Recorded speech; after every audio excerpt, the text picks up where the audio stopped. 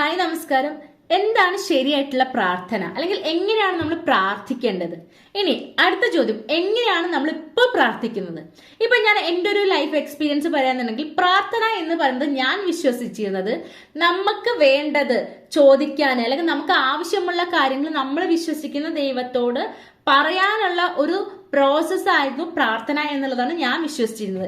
ഇനി ഞാൻ പറയാം, ഇതാണ് ഈ പലരുടെയും ധാരണ. പ്രാർത്ഥന എന്ന് പറയുന്നത് നമുക്ക് ആവശ്യമുള്ളത് നമ്മൾ വിശ്വസിക്കുന്ന ദൈവത്തിനോട് ചോദിക്കാനുള്ള ഒരു സമയം, അല്ലെങ്കിൽ ആ ഒരു പ്രൊസീജിയറാണ് പ്രാർത്ഥന എന്നുള്ളതാണ് പലരുടെയും ധാരണ.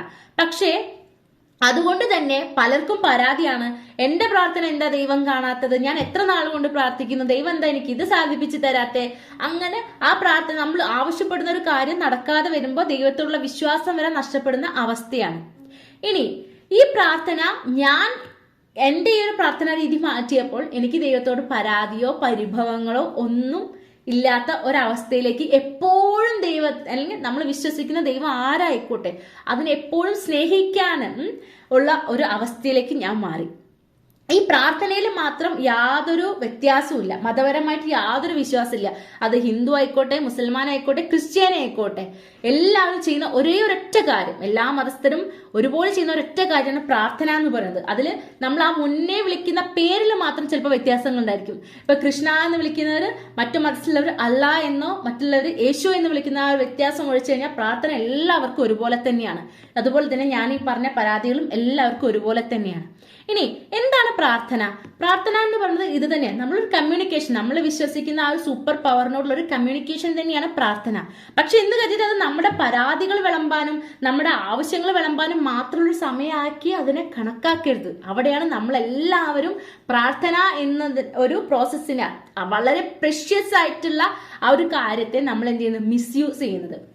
ഞാൻ ചെറിയൊരു എക്സാമ്പിൾ പറയാം. ഇപ്പൊ നമ്മുടെ ഒരു ഫ്രണ്ട്, നിങ്ങൾ അസ്യൂം ചെയ്യാം, നിങ്ങളൊരു ഫ്രണ്ട് വിളിക്കുന്നു, എന്നിട്ട് പറയാണ്, പെട്ടെന്ന് പറയണ, അയ്യോ എനിക്കൊരു 500 രൂപയുടെ ആവശ്യം ഉണ്ടായിരുന്നു, നീ ഒന്ന് ഒരു 500 രൂപ അയക്കുമെന്ന് പറയുമ്പോൾ നമ്മൾ എന്ത് ചെയ്യും, നമ്മുടെ ഫ്രണ്ട് അല്ലേ, നമ്മൾ ആ 500 രൂപ അയച്ചു കൊടുക്കുന്നു. അത് കഴിഞ്ഞിട്ട് പിന്നെ ആ ആളുടെ എന്താണ് റിപ്ലൈയും കാര്യങ്ങളൊന്നുമില്ല. അത് കഴിഞ്ഞ് 2 ദിവസം കഴിഞ്ഞിട്ട് വീണ്ടും വിളിക്കുന്നു, എടാ എനിക്ക് അത്യാവശ്യം ഒരു 2000 രൂപയുടെ ആവശ്യം ഉണ്ടായിരുന്നു, നീ ഒന്ന് അയച്ചു തരുമോ? അപ്പൊ ചിലപ്പോൾ നമ്മൾ എന്ത് ചെയ്യും, അയച്ചു കൊടുക്കും.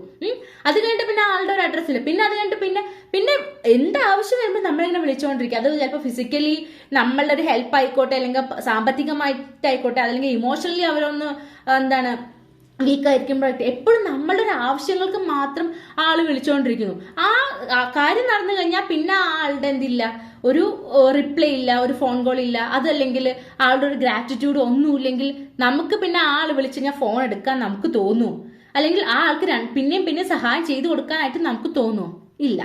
ഇനി ഇതേ ഒരു വ്യക്തി, ഞാൻ ഈ പറഞ്ഞ പോലെ ആദ്യം 500 രൂപ നിങ്ങളടുത്ത് കടം ചോദിച്ചു, നിങ്ങൾ എന്ത് ചെയ്യുന്നു, ആ 500 രൂപ നിങ്ങൾ അയച്ചു കൊടുത്തു. ഉടനെ തന്നെ തിരിച്ചു വിളിച്ചിട്ട് പറയാണ്, അയ്യോ നീ അയച്ച 500 രൂപ കൊണ്ട് എനിക്ക് ഏറ്റവും വലിയൊരു കാര്യമാണ് നടക്കാൻ പറ്റിയത്, നിനക്കറിയോ ആ 500 രൂപ ഇല്ലാണ്ട് ഞാൻ എന്തോരം കഷ്ടപ്പെട്ടു, എനിക്ക് ആ പൈസ കിട്ടിയപ്പോൾ ഉണ്ടായ സന്തോഷം സമാധാനം എത്രത്തോളം ഉണ്ടെന്ന് അറിയോ, അതിന് നിന്നോട് ഞാൻ എത്ര നന്ദി പറഞ്ഞാലാണ് മതിയാവാത്തത് എന്ന് എനിക്കറിയില്ല, എത്ര നന്ദിയാണ് ഞാൻ പറയേണ്ടതെന്ന് എനിക്ക് അറിയില്ല എന്നൊക്കെ പറഞ്ഞ് നിങ്ങൾ അങ്ങനെ പ്രൈസ് ചെയ്യുമ്പോൾ നിങ്ങളുടെ ഒരു ഫീലിങ്സ് എന്തായിരിക്കും? അപ്പൊ ആ ഒരു വ്യക്തി നെക്സ്റ്റ് ഡേ നിങ്ങൾക്ക് 2000 രൂപ ചോദിക്കുമ്പോൾ നിങ്ങൾക്ക് കൊടുക്കാൻ കൂടുതൽ ഇഷ്ടം തോന്നുമോ അതോ മടി തോന്നുമോ? അത് തന്നെയാണ് നമ്മൾ ദൈവത്തിനെയും കാണുക. ദൈവത്തിനെ ഒരിക്കലും ഒരു ഇമോഷൻസും ഇല്ലാത്ത ഒരു സൂപ്പർ പവർ ആണെന്ന് മാത്രം നിങ്ങൾ വിശ്വസിക്കില്ലേ? ദൈവത്തിനും ഇതുപോലെ എല്ലാ ഇമോഷൻസും ഉണ്ടെന്ന് നിങ്ങളങ്ങ് വിശ്വസിക്കുക. ഇപ്പൊ നമുക്കുള്ള പോലെ തന്നെ എല്ലാ ഇമോഷൻസും ഉണ്ടെന്നുള്ളത് വിശ്വസിക്കുക. ശരിയാണ്, ദൈവം തന്നെയാണ് സൂപ്പർ പവർ. നമ്മളെ സൃഷ്ടിച്ചിട്ടുള്ളതും നമ്മളുടെ പാസ്റ്റും നമ്മുടെ ഫ്യൂച്ചറും എല്ലാം പ്ലാൻഡ് ആയിട്ട് എല്ലാം ഡിസൈഡ് ചെയ്തിരിക്കുന്ന ഒരേ ഒരു വ്യക്തി എന്ന് പറഞ്ഞാൽ നമ്മുടെ ദൈവം മാത്രമാണ്. ആ ആൾക്ക് ചിലപ്പോൾ ഞാൻ ഈ പറഞ്ഞ തരത്തിലുള്ള യാതൊരു ഇമോഷൻസും ഉണ്ടായിരിക്കില്ല. പക്ഷെ നിങ്ങൾ വിശ്വസിക്കുക, അങ്ങനെ ഉണ്ട് എന്ന് തന്നെ നിങ്ങൾ വിശ്വസിക്കുക. എന്തുകൊണ്ട് ഉണ്ടായിക്കൂടാ? ദൈവത്തിനും ചിന്തിച്ചൂടെ, ഞാൻ ഈ നല്ലൊരു ജന്മം കൊടുത്തിട്ട് ആ ആൾ എന്തുകൊണ്ട് എന്നെ തിരിച്ചറിയുന്നില്ല, അല്ലെങ്കിൽ എന്തുകൊണ്ട് എന്നെ പ്രേസ് ചെയ്യുന്നില്ല എന്നുള്ള ആ ദൈവത്തിനും തോന്നിക്കൂടെ? അപ്പോൾ എന്ത് ചെയ്യുക, ആ രീതിയിൽ നിങ്ങളുടെ പ്രാർത്ഥനയെ മാറ്റുക. ആദ്യം പ്രാർത്ഥന എന്ന് പറയുന്നത് ആദ്യം ഗ്രാറ്റിറ്റ്യൂഡ് ആയിരിക്കണം.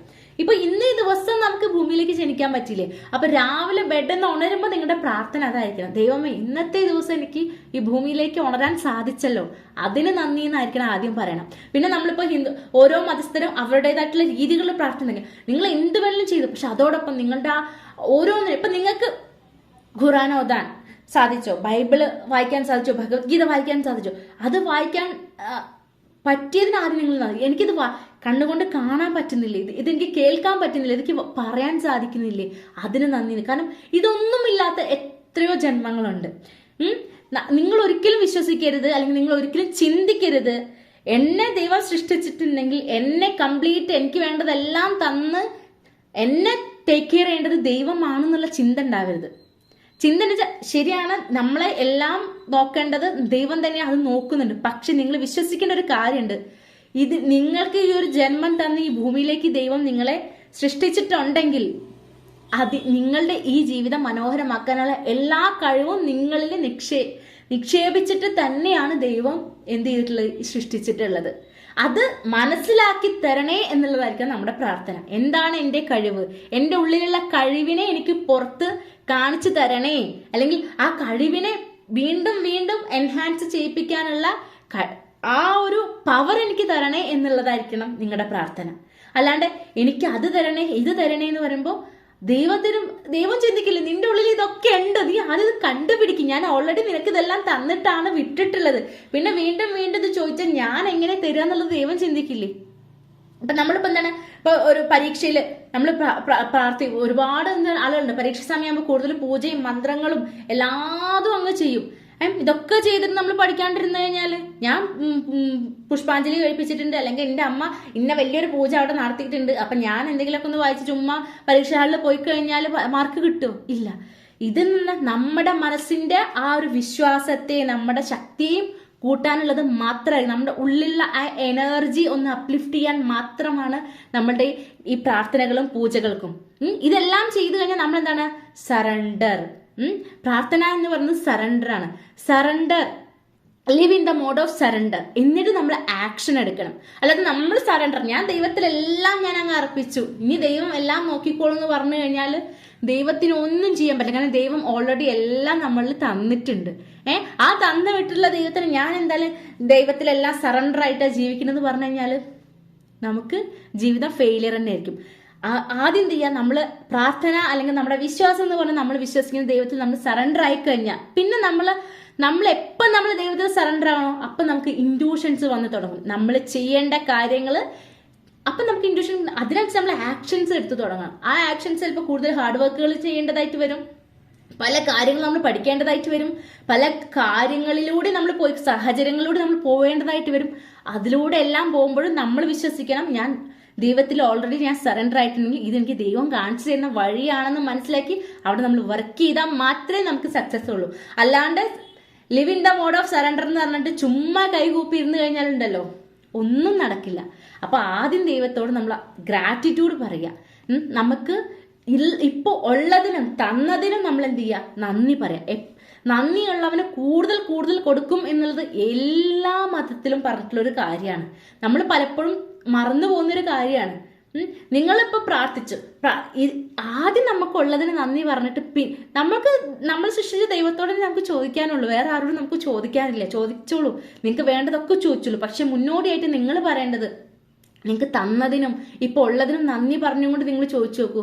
അപ്പൊ ആ ആൾക്കും തോന്നും അറ്റ്ലീസ്റ്റ് ഞാൻ കൊടുത്ത കഴിവിനെ അവൻ അറിഞ്ഞു മനസ്സിലാക്കി എന്നുള്ള തോന്നലെങ്കിലും ഉണ്ടാവും. അപ്പൊ ഇനിയുള്ള പ്രാർത്ഥനകൾ അങ്ങനെ ആക്കാനായിട്ട് ശ്രമിക്കുക അങ്ങനെ ആക്കി മാറ്റുക. ആ മാറ്റുമ്പോൾ നിങ്ങൾക്ക് എന്ത് ചെയ്യാൻ പറ്റും, ഇത്തരം പരാതികൾ നിങ്ങൾക്ക് ഒഴിവാക്കാനായിട്ട് പറ്റും. നിങ്ങൾ എന്തും ചെയ്തോളൂ, നിങ്ങൾ പുഷ്പാഞ്ജലിയോ വഴിപാടോ ഒക്കെ ചെയ്തോളൂ. പക്ഷേ ആ വഴിപാടുകൾ നമ്മുടെ ഉള്ളിലെ വിശ്വാസത്തെ, ഇപ്പൊ ഞാൻ എന്താണ്, ഫോർ എക്സാമ്പിൾ നമ്മളിപ്പോൾ ഞാൻ ഒരു ഹിന്ദു മതവിശ്വാസിയാണ്, ഞാൻ അതന്നെ പറയാം. ഇപ്പൊ നമ്മൾ ഗുരുവായൂരിൽ എന്ത് ചെയ്യും, ഒരു വഴിപാട് നേരാണ്. ഇപ്പൊ ഞാൻ ഇന്നൊരു വഴിപാട് നേർന്നു, ആ നേർന്നുകൊണ്ട് നമ്മൾ എന്ത് ചെയ്യാണ്, ആ ഒരു കാര്യത്തിലേക്ക് ഇറങ്ങുമ്പോൾ ആ വഴിപാട് എന്ന് പറയുന്നത് നമ്മളുടെ ആ വിശ്വാസം കൂട്ടുകയാണ്. ഭഗവാനെ ഞാൻ തുലാഭാരം നടത്താം എന്ന് പ്രാർത്ഥിച്ചുകൊണ്ട് നമ്മളിപ്പോൾ ഒരു ബിസിനസ് എന്തോ ആയിക്കോട്ടെ അതിലോട്ട് ഇറങ്ങുമ്പോൾ അവിടെ എന്താണ്, നമ്മളുടെ മനസ്സിൽ നമ്മളത് വിശ്വസിച്ചു, ഞാൻ ഇന്ന വഴിപാട് അവിടെ നേർന്നിട്ടുണ്ട്, ഭഗവാൻ അത് കേട്ടിട്ടുണ്ട്. അതുകൊണ്ട് തന്നെ ഞാൻ ഈ ചെയ്യുന്ന കാര്യം സക്സസ് ആവും എന്നുള്ള നമ്മുടെ ഉള്ളിലാണ് വിശ്വാസം വർദ്ധിക്കുന്നത്. അല്ലാണ്ട് ഒരിക്കലും ഞാനത് നേർന്നുകൊണ്ട് ഭഗവാൻ അത് നടത്തി തരുന്നില്ല. നമ്മുടെ ഉള്ളിൽ തന്നെയാണ് നമ്മൾ. അതുകൊണ്ടാണ് നമ്മൾ ഒരിക്കലും വഴിപാട് തന്നെ ഞാൻ ഇന്റെ സക്സസ് ആയി കഴിഞ്ഞാൽ ഞാൻ നിനക്ക് വഴിപാട് തരാം എന്നല്ല പറയണ്ടേ. ഭഗവാനെ ഞാൻ ഇങ്ങനെ ഒരു വഴിപാട് ഞാൻ നടത്തുന്നുണ്ട്, അത് ഞാൻ ചെയ്യാം, എനിക്ക് ഉറപ്പുണ്ട്, ഞാനത് ചെയ്തു കഴിഞ്ഞാൽ ഇത് സക്സസ് ആവും എന്ന് എനിക്ക് ഉറപ്പുണ്ട്. അതായിരിക്കണം വഴിപാട്. അല്ലാണ്ട് പലരും ഉണ്ട് ഒരു ബിസിനസ് എന്താണ് ഡീല് പോലെയാണ്. ഞാൻ ഇന്ന കാര്യം ഞാൻ എന്ത് ചെയ്യാം,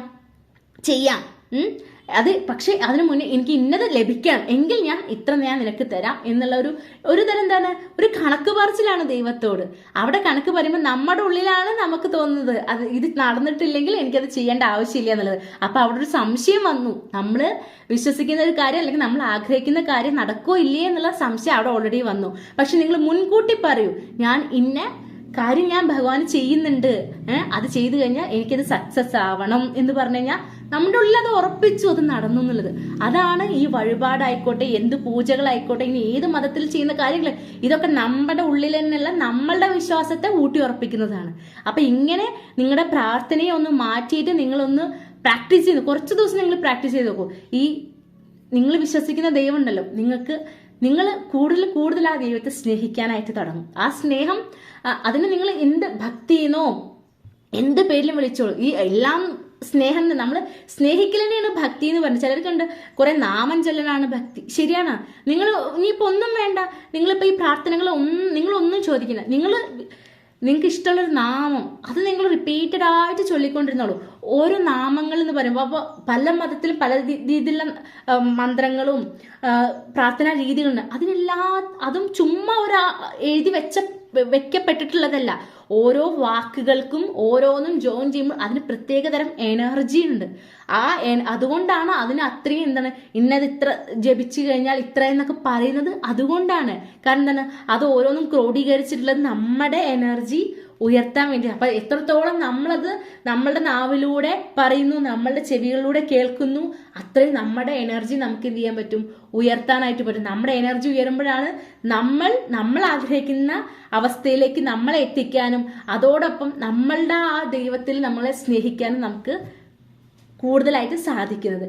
അപ്പോൾ ഈ പ്രാർത്ഥന എന്ന് പറയുന്നത് ഈക്വൽ ടു ഗ്രാറ്റിറ്റ്യൂഡ് ആണെന്നുള്ളത് മനസ്സിലാക്കുക. അപ്പൊ ഈ പ്രാർത്ഥന നിങ്ങൾക്ക് ലഭിച്ചിട്ടുള്ള കാര്യങ്ങളുള്ള നന്ദി പറച്ചിലാവട്ടെ. എന്നിട്ട് നിങ്ങൾ എന്ത് ചെയ്യും, നിങ്ങൾ live in the mode of surrender and take the actions. അപ്പോൾ ഈ ഒരു വീഡിയോ നിങ്ങൾക്ക് എന്തെങ്കിലും ഇൻസൈറ്റ് തന്നിട്ടുണ്ടെങ്കിൽ അതൊരു കമന്റിലൂടെ അറിയിക്കുമ്പോൾ അത് എനിക്കൊരു സന്തോഷമായിരിക്കും. അപ്പം ഞാൻ നിങ്ങളുടെ കമന്റ്സ് പ്രതീക്ഷിക്കുന്നു. താങ്ക്